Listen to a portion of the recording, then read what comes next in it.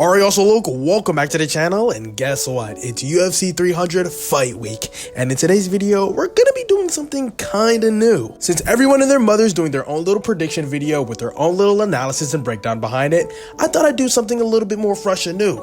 I'm gonna be speed running through my UFC 300 picks, as well as honest opinions and predictions. And if you're new to the channel, don't forget to like, comment, subscribe, and share so you can help me reach 1,000 subscribers by May. I'll deeply appreciate you. And make sure you join the official UFC Discord, link in the description. Now, starting off from the bottom to the top, we've got the curtain jerker in Cody No Love Garbrandt versus Davidson Figueiredo. But first off, this fight doesn't only have insanely big title implications, but it's an absolute banger. And personally, I'm gonna be picking Cody No Love Garbrandt by either first or second round KO or TKO.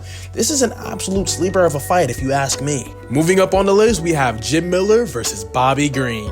And on one side, we have Jim Miller, who's making his appearance on UFC 100, 200, and as well as 300, which is absolutely insane, a bona fide legend of the game. Going against another UFC veteran, an absolute seasoned fighter in Bobby Green. And while I am leaning toward Bobby Green winning this fight by a third round TKO or unanimous decision, it's a pretty tough call to make considering Bobby Green's recent tough loss against Jalen Turner, which I'm going to be talking about later on in this video. Next up on the list, we have Jessica Andrade versus Marina Rodriguez, and let me make this clear, this isn't a terrible fight by any means, but this was a women's strawweight bout that was put on UFC 300, which is an absolutely stacked card already as it is, so this kind of got buried underneath every other super stellar fight that was put on UFC 300, so I don't think a lot of people are going to be caring about it, really, but you know, this might be my only bathroom break on the card, so I'm kind of happy for it, but picks-wise, I'm low-key gonna go with Jessica Andrade, and yes, this is a little bit of an unconfident pick, but when you look at the tail of the tape, Jessica Andrade is a 32-year-old that has been around the ringer, and you know, she's got 2 champs on her resume, that being the former champion Rose Namajunas and the current champ in Raquel Pennington with 37 fights on her resume, so her chin might be withering away, but you know, who knows. I just feel like she might take this dub over the 36-year-old Rodriguez. You know, she's not really a heavy hitter, and she doesn't really have any notable, super big notable wins on her resume. So I've got Jessica Andrade by any decision. You know, no one really cares about this fight. Next up on the list, we've got a fight that I've low-key been itching to talk about, and that being Renato Moicano versus Jalen Turner. And let me get this out of the way. This fight has the potential to be an absolute banger. Fireworks from start to finish, and it was a really good addition to the UFC 300 card. But fuck you, Renato Moicano. I'm wishing Jalen Turner could go out there and stump you out cold badly in the first round by brutal KO. Because y'all look, not too long ago in like January, February, before his UFC 300 fight was announced, I reached out to Renato Moicano for a little interview that him and I could have done. Could have been put on my channel or it could have been put on his channel. And I know I'm one of the smaller guys on this YouTube platform right now, but Renato Moicano is one of the smaller UFC guys in terms of popularity, so I thought at least he'd read my message and then decline me. Instead, he absolutely Hollywooded me, bro. Come on, yo. He Hollywooded me, bro. You're telling me that an interview with Hamza Tunisia MMA and Renato Money Moicano wouldn't have been absolute fireworks? 2 charismatic and rambunctious personalities talking about UFC and MMA? What more can you ask for? So now, because I'm salty, I'm going with Jalen Turner to finish you by first round brutal KO. Psych, I'm joking. I've actually had Jalen Turner winning this fight even before I got Hollywooded by Renato Moicano. I think Jalen Turner is an absolute weight bully. Dog is 6'3", fighting at the lightweight division. Are you insane? Plus, he's got a huge range advantage with a 76-inch reach and is also lightning fast with super quick strikes. But on the other hand, I think Renato Moicano does have the ground game advantage with his BJJ shown in the Drew Dober fight, though it wasn't his best. But final picks, I'm going with Jalen Turner by either second round KO or decision. Next up on the card, we have Diego Lopez versus Sadiq Youssef, which is another absolutely banger and compelling watch. I've actually been super hip to Diego Lopez for a minute now. I even mentioned him in my prospects to look out for video way back when, and I just personally think he has the potential to become a future champ. And while I do think that Diego Lopez is an extremely exciting fighter with the potential to become a future champion, I think that this fight is primarily going to stay on the feet, with Sadiq Yusuff likely dominating him with his superior stand-up skills, and I foresee Sadiq Yusuff securing that win by a third round knockout or decision, showcasing his prowess in that octagon. Next up on the card, we have Holly Holm versus Kyla Harrison, and if you are a fan of the channel, you know what my opinions are about this fight, and this might be a sleeper bathroom break, but Holly Holm is 42 years old, and I'm just going to give this to Kyla Harrison by second round submission, I guess. Next up on the list, we have Aljamain Sterling versus Calvin Kattar. And in this fight, Aljamain Sterling is making his awaited featherweight debut. And I just personally think with one big win, Aljamain Sterling can potentially slingshot himself to a title picture just like that. As well, Calvin Kattar is coming from a 2-year layoff from a knee injury. Yikes. So I'm going with Aljamain Sterling by decision on this one. You know, this one's a low-key sleeper. Next up on the list, we have Yuri Prochazka versus Alexander Rakic. And the thing about Yuri is that he's never a lock. Yuri, with his super unorthodox fighting style, makes it so hard for people to pick him for predictions. And legitimately, anything can happen in a Yuri fight. But, you know, at the same time, Alexander Rakic is coming off of a 2-year layoff as well.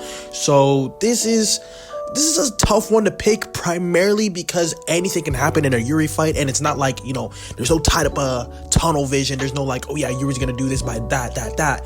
Yuri can do this by anything. He can do this by submission. He can do this by fucking spinning back elbow. Dude, anything can happen in a Yuri fight. But, you know, I feel like with his unpredictability and his forward type of heavy pressure, he can get the job done, and I'm saying Yuri Prochazka by second round KO or unanimous decision. Next up on the list, we have Bo Nickel versus Cody Brundage, and you know, I've been seeing a lot of flack on social media about Bo Nickel being on the main card, but personally, you can see what the UFC are trying to do with Bo Nickel literally if you use your 2 eyes. They're literally trying to make Bo Nickel their new superstar, and honestly, they're just feeding Cody Brundage to him like a lamb to a slaughter, and I genuinely hope he gets fraud checked badly, because all this talk, he's talking all of this mess about him going over and beating Hamzat. That's making me very angry, but realistically, I have Bo Nickel by first or second round submission. I am hoping for Cody Brundage to go out there and pull off one of the biggest upsets in modern UFC history, in like UFC 300 history, because Bo Nickel is an enormous favorite, and so if Cody Brundage goes out there and knocks him clean out, this can be an upset one for the ages, but I doubt it. So, you know, Bo Nickel buys first or second round submission, but Cody, don't let us down. Next up on the list, we have my personal main event, Charles do Bronx Oliveira versus Arman Tsarukyan, and I've already made a breakdown and analysis video which I posted on the channel a few days ago, so if you haven't, go check that out right now. But I'm gonna sum up everything I said in that video right now, and I personally think that this fight is primarily going to stay on the feet, because if we're talking about the ground, that can personally go either way. That's a pick'em. But on the feet, I have do Bronx all day, baby. I'm saying Charles do Bronx by second round KO. End of discussion. I think Charles' stand-up game is significantly better than Arman's, and if they were to go strike for strike, I got Charles winning that all day, baby boy. Send me that money line. Next up on the list, we have Justin the Highlight Gaethje versus Max Blessed Holloway, and these two guys are some of the most exciting fighters in UFC history. They are now fighting for the BMF title belt, and most recently we saw a Max Holloway body transformation from 145 to 155, and everyone's shocked, like everyone's pissing their pants. Oh my god, Max is so big, he's buff now, dude. He's a pure 155er, and yes, I do think that he's a pure 155er now. I don't think, you know, Max really has a chance in this fight, personally. And yes, I do think that this is going to be an absolute war and a barn burner of a brawl. But I still believe that Justin Gaethje can go out there and still come out on top. And like, yeah, I know that Max Holloway is known for the immense amount of volume that he can put on during fights. And, you know, he's, you know, top 3 for most durable fighters in the sport right now. But at the same time, we have to take into account that Max Holloway has absolute pillow hands. Not to mention Justin Gaethje's elite level kicking game. So yeah, man, it was nice seeing them both get their custom shorts and seeing Max Holloway as a fully realized lightweight, but I just don't see him winning this fight by any means. I got Justin Gaethje by either 3rd or 4th round KO, and oh my god, crazy saying, yeah, I know it's crazy saying that, Justin Gaethje can go out there and KO the fuck out of Max Holloway, but at the same time, we have to take into account that Max Holloway has been around the ringer, and Justin Gaethje might be able to shatter Max Holloway's chin in this fight, but if not Justin, Ilia Topuria was gonna do it anyway. So I got Justin Gaethje by either 3rd round or 4th round KO, but realistically, he's probably gonna be like some doctor stoppage or something, because these two are warriors. Next up on the list, we have the co-main event, Zhang Weili versus Yang Xiaonan. And, don't get me wrong, this is going to be an absolute banger of a fight, an absolute spectacle, and an absolute firework. But at the same time, I made a video on this previously on the channel. I still think that this fight should have main evented a Singapore or a China card. But it's cool though, it's cool. This is going to bring in a specific demographic to UFC 300, and stylistically speaking, this is going to be a really good match. But I'm going to go with Zhang Weili by unanimous decision. Zhang Weili is probably right now the best women's fighter in the UFC, so I gotta give her kudos where it's due. And last, but certainly not least, we got the main event. Alex Poatan Pereira versus Jamal Sweet Dreams Hill. And in my opinion, even though the main event was kinda eeny weeny teensy bit anticlimactic with Dana White trying to bury it under the recent KO of the featherweight goat in Alexander Volkanovski, there's no mistake that this fight is gonna be an absolute spectacle. And in retrospect, looking back at my first video of the channel I made back in January about my dream fights I wanted to be made in 2024, I had Alex Pereira versus Jamal Hill on there, as well as Max Holloway versus Justin Gaethje, which I really didn't think was gonna happen until it actually did. But 2 of my dream fights actually came true. But on to the main event, we've got Alex Poatan Pereira, who is one of the biggest stars in the sport right now. And on the other hand, we have Jamal Hill, who is technically the champion who never lost a belt, and is, in my opinion, capable of ruining that Poatan hype train. But at the same time, we do have to take into account that Jamal Hill is coming off of a brutal Achilles injury about 9 months out from the fight. And if there's anything to know about Achilles injuries, is that they're one of the most brutal and scariest ones to receive in sports in general, let alone combat sports. And it's just something that you never know, you can never really recover from 100%. Like, you're gonna feel better and everything, but you'll never perform the way you used to perform before the injury.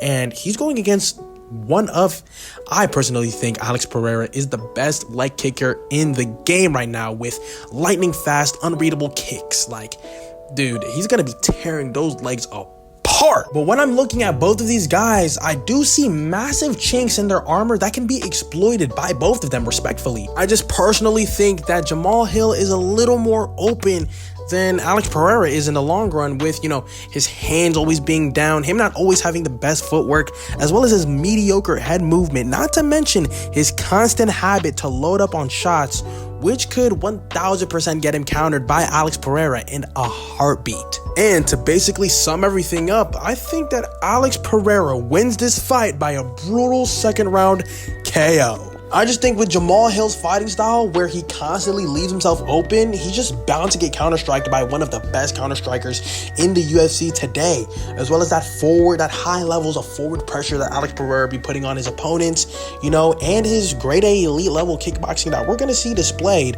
on UFC 300 when he tears those legs of Jamal Hill. That's why I've got Alex Pereira by brutal 2nd round KO. Now that finally wraps up the video. Hope you guys enjoyed. Don't forget to like, comment, subscribe, and share. Leave a comment down below in the comment section what you guys thought about my honest opinions, my picks, and my predictions.